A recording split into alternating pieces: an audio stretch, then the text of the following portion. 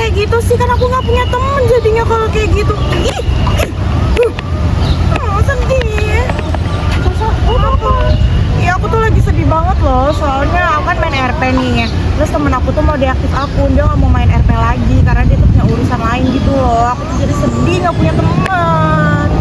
Bete. Bentar deh, aku mau nanggepin tapi aku bingung. Sebenarnya RP itu apa sih?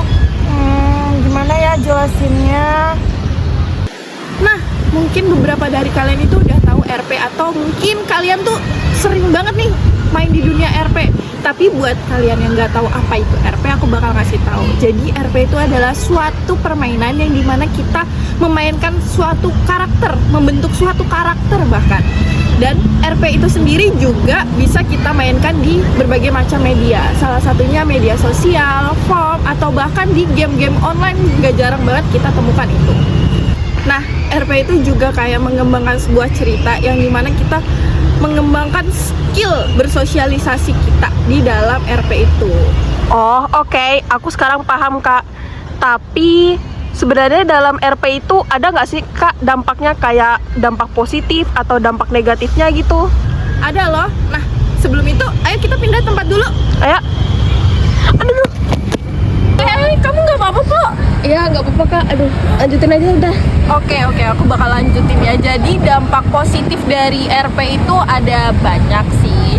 Cuma menurut sepengalaman aku dan sepengetahuan aku ya, salah satu dampak positifnya itu adalah meningkatkan kreativitas. Selain mereka mengembangkan suatu cerita yang dimana cerita itu kan tersusun ya, jadi ceritanya udah disusun sama mereka. Dan kreatif yang lainnya itu mereka juga kreatif dalam mengedit. Jadi mungkin ini ada beberapa contoh yang aku edit, meskipun nggak bagus, cuma ya udah ya.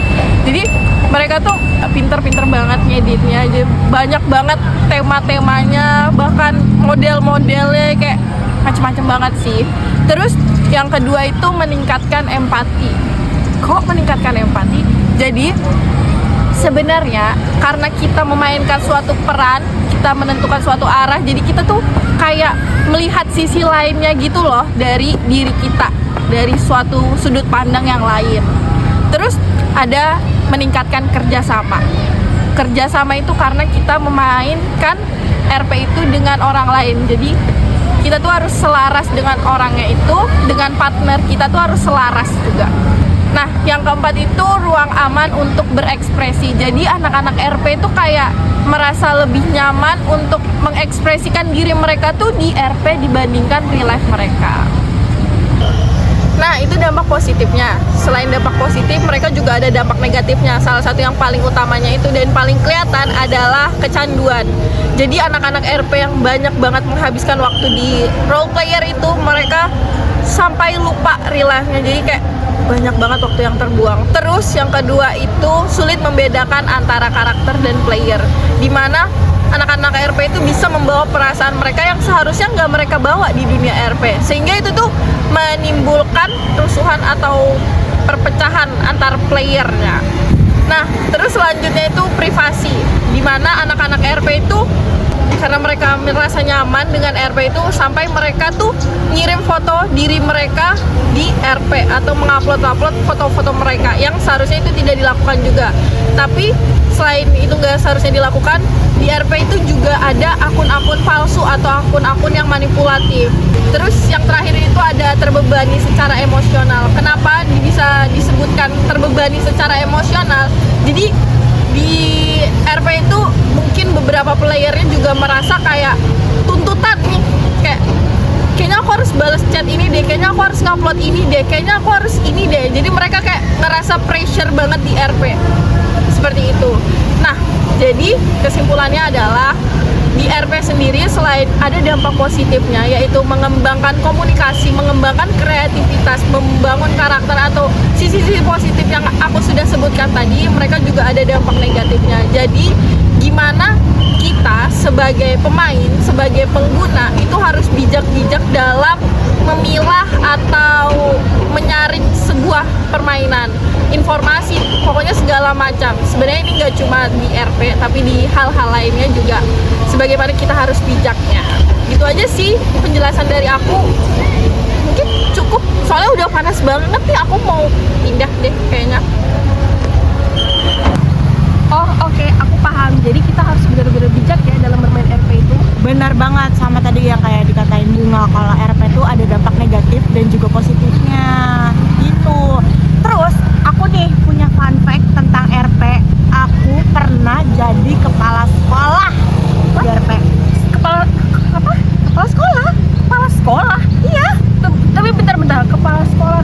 Terus sekolahnya tuh yang kayak sekolah kita gitu yang 6 tahun, 3 tahun gitu. Ya enggak, tetap ada periodenya, cuman ya enggak selama kalau kita sekolah beneran. Seru banget pokoknya. Terus aku juga punya fun fact di mana RP itu juga ada rumah sakitnya. Terus juga ada klub, dan aku juga nggak jarang banget dapat undangan pernikahan gitu sih. Tapi bentar ya, aku tuh pernah baca kalau misalnya nih lagi hamil terus pengen aborsi anaknya ke rumah sakit terus minta nanas mudanya, terus bakal hilang deh anaknya. Emang bener ya? Aduh, aku nggak tahu ya kalau kayak gitu. Aku nggak pernah tuh sampai yang kayak gitu. Aku mentok-mentok jadi kepala sekolah sama admin aja guys. Kayak gitu. Nah, terus juga RP ini tuh ada kaitannya loh sama ilmu komunikasi yang sudah kita pelajari kemarin, kayak komunikasi interpersonal, nge-branding, terus juga ngedesain gitu. Gitu sih pokoknya guys. Cukup kita tutup ya, karena udah selesai semuanya serta contoh-contohnya tadi yang udah kita sebutin. Semoga kalian paham. Terima kasih atas perhatiannya sudah menonton video kita. Jangan lupa like. Dadah. Terima kasih juga buat Ibu Silvi selaku pengampu mata kuliah ini. Kami berharap nilai UAS kami bisa mendapatkan yang terbaik. Dah, Bu. Terima kasih, Bu. Dadah.